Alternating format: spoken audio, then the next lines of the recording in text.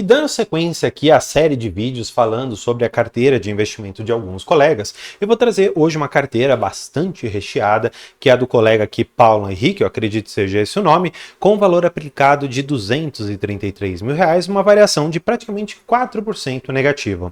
Olhando para a carteira como um todo, né, tem uma exposição bastante razoável no exterior, mas muito aqui em ETFs, posições bem equalizadas em ações e fundos imobiliários e também uma exposição bastante equalizada aqui em renda fixa. Dá para ver que você é uma pessoa que gosta bastante de seguir ali o primo rico, né? Que divide a carteira basicamente em ações brasileiras, ações internacionais, os REITs, né? Que seriam os fundos imobiliários tanto aqui quanto lá fora, e a parte internacional, porque a sua composição está muito próxima ao que ele faz e, claro, não está errada, se provou uma teoria muito interessante nesses últimos anos. Agora, para a gente falar sobre os ativos que ele tem em carteira, vamos passar primeiro aqui pelas ações. Eu acho que vale mais a pena. É uma carteira que, apesar do volume financeiro ser bastante alto, ele tem concentrações que eu acho muito valiosas dentro da carteira.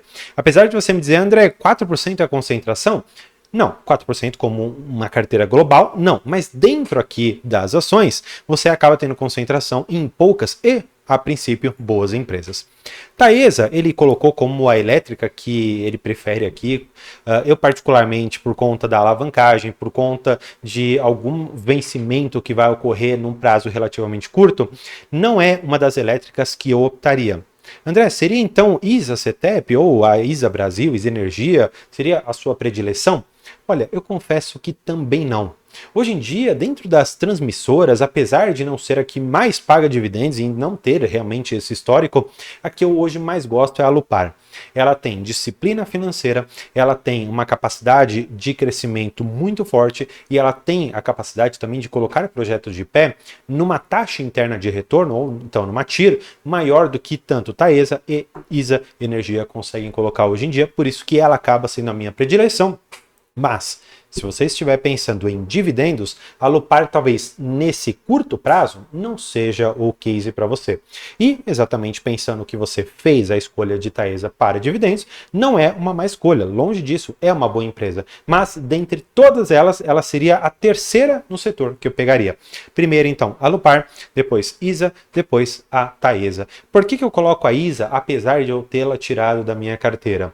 Por um simples fato. Ela está conseguindo colocar os projetos de pé e ela vai trazer tudo isso antes do prazo porque ela tem essa eficiência.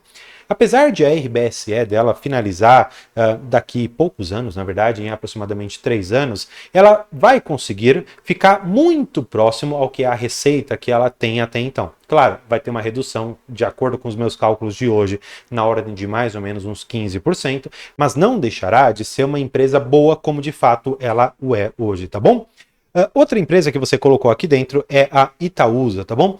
Eu confesso que eu até falei isso num vídeo passado, eu não gosto tanto de Itaúsa por alguns tantos motivos. Vamos lá, fazer aqui alguns comparativos. Da onde vem, vamos dizer assim, 90% da receita de Itaúsa? Vem de Itaú. Ah, legal. Então eu tenho o risco do banco lá atrás, só que eu tenho debaixo ali da holding outros ativos que não são tão interessantes. Eu tenho Alpargatas, não é um ativo tão interessante. Tenho CCR, também não tão interessante. E sabe qual é o pior? Eu estou pagando uma taxa para a própria gestão, eu estou pagando aqui o salário do pessoal da Itaúsa, eu estou pagando também uma ineficiência tributária que as holdings têm, sendo que Alpargatas e CCR eu poderia comprar na bolsa sem nenhuma dessas ineficiências. Não faz sentido. Faria sentido uma ineficiência tributária se eventualmente eu, como acionista, recebesse proporcionalmente mais dividendos. Mas não é esse o caso. Olha só, quando eu vejo aqui Itaúsa, que está pagando, pelo menos nesses últimos 12 meses, 7,63 e eu faço o comparativo com Itaú, as suas ações ordinárias, eu percebo o seguinte, que eu tenho aqui quase 9% de retorno em relação àqueles 7 e pouquinho lá atrás, ou seja, uma diferença de mais ou menos 1%. E eu tenho aqui a certeza de que o Itaú vai me trazer o resultado que eu espero, ROIs acima ali de 20%, um crescimento na carteira e crescimento de investimentos, ou seja, o melhor banco que nós temos aqui no Brasil e eu diria até na América Latina, tá? Mas Claro, você não é obrigado a concordar comigo. Se você preferir Itaúsa, ou se o colega que estiver assistindo preferir Itaúsa, pode deixar um comentário aqui embaixo, porque a discordância vai fazer com que cresçamos aqui dentro, tá bom?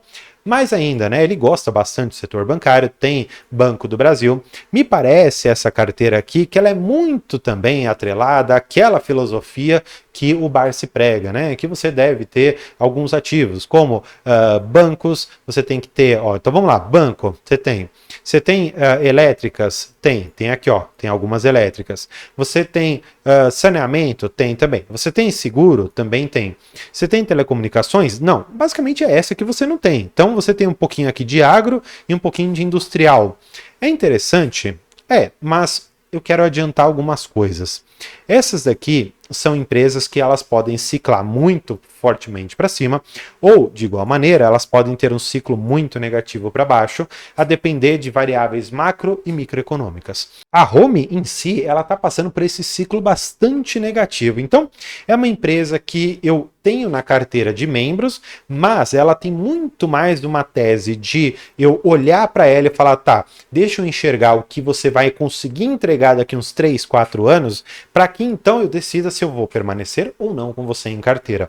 Hoje, nesses preços aqui de 8, talvez possa fazer algum sentido. Eu acabei comprando também muito próximo da casa aqui de seus R$ 12, meu preço é um pouquinho mais baixo, mas também não fica muito longe. É uma empresa que desandou bastante nesses últimos 5, 6 meses, então não fique tão assustado com essa queda aqui, porque a empresa em si, ela teve uma deterioração razoável nos seus fundamentos à medida que ela não está conseguindo colocar para fora máquinas, ela não está conseguindo trazer para dentro de casa pedidos, e conforme você não tem pedidos e você não consegue pegar o seu estoque e colocar para fora, você fica com a empresa parada, você fica ocioso, e isso para a Home não é nada bom, na verdade para nenhuma indústria, mas nesse caso aqui não é um dos ativos que eu teria. Agora, na parte de ações, a princípio, eu daria uma nota 8 para a sua carteira de ações, tá bom? É uma carteira boa, mas eu acho que faltam aqui alguns ativos. Eu acho que existem outros que você poderia pensar, por exemplo, com o Banco do Brasil e BB Seguridade. Para mim, isso daqui é uma dupla exposição que eu não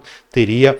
Sanepar, eu sei que muita gente gosta, mas ela seria a última no setor a ser escolhida, porque ela não tem uma boa política de dividendos, ela tem aquele precatório que todo mundo fala que vai ser usado para pagar dividendos, igual, por exemplo, a própria Auren fez, mas não existe garantia disso. Escutem, pessoal, não existe garantia que a Sanepar vai utilizar esse valor para te pagar qualquer centavo. Na verdade, o que eu quero acreditar é que ela deve utilizar esse valor para acelerar de forma muito mais rápida os seus investimentos para obter e alcançar a universalização de saneamento e esgotamentos sanitários. Então, é muito importante que você tenha um pouco mais de pé no chão ao comprar um determinado ativo só por conta de um não recorrente. E é isso que eu fico doido com vocês.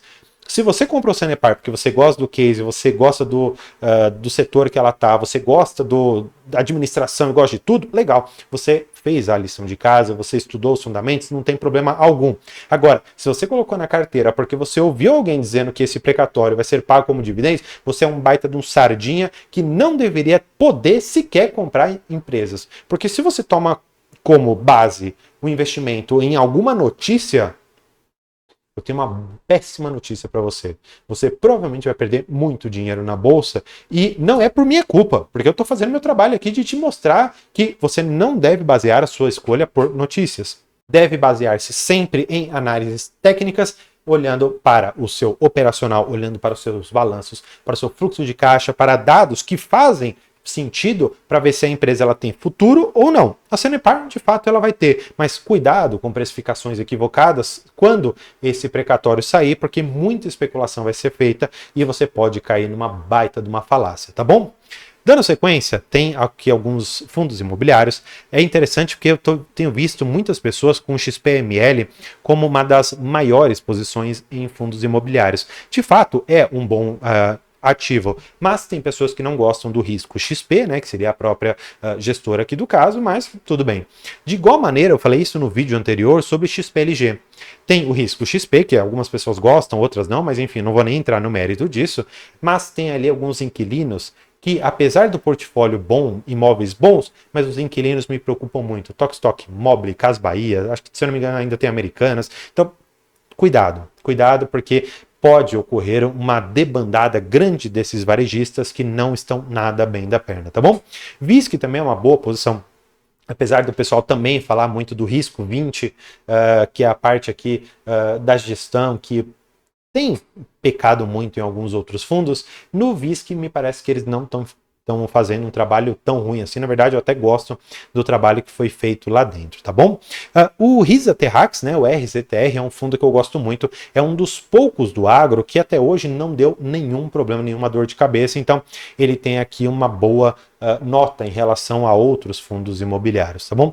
CPTS, apesar de no passado ele ter sido muito bem falado, a Capitânia como uma das principais gestoras, uma boa gestora, ela tomou, não só no CPTS, mas também no CPTI, péssimas decisões, como investimentos, vamos dizer assim, com compromissadas, descasadas, que acabou gerando um baita no problema, que foi do CPTS, e no CPTI, emissões abaixo do valor patrimonial, ou seja, uma conjuntura de fatores que penalizam a gestão e cada fundo individualmente, tá? Então, 2 pontos negativos aqui em relação ao CPTS, do fundo em si e da gestora. RBVA passou ali por aquela fusão no RBED, né? Então tem um portfólio que antes eu achava bem mais ou menos, bem fraquinho, mas agora ele está ganhando uma musculatura que tem feito sim com que muitas pessoas olhem. Então hoje é um ativo para mim bastante interessante, tá?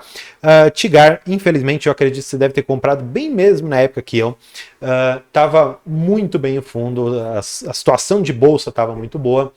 E eu comprei mais ou menos nesse preço de 115, você comprou um pouquinho mais alto que eu, mas é um fundo que mantém seus fundamentos. Apesar de ter reduzido o seu guidance recentemente para 1 a 1,10, ainda assim vai estar pagando bem mais de 1% ao mês, então a princípio ainda vale aqui o risco e talvez até mesmo a redução do seu preço médio para ficar alguma coisa mais próximo, talvez dos seus R$100, e eventualmente quando e se esse valor voltar, como de 120, você tem um ganho patrimonial bastante interessante.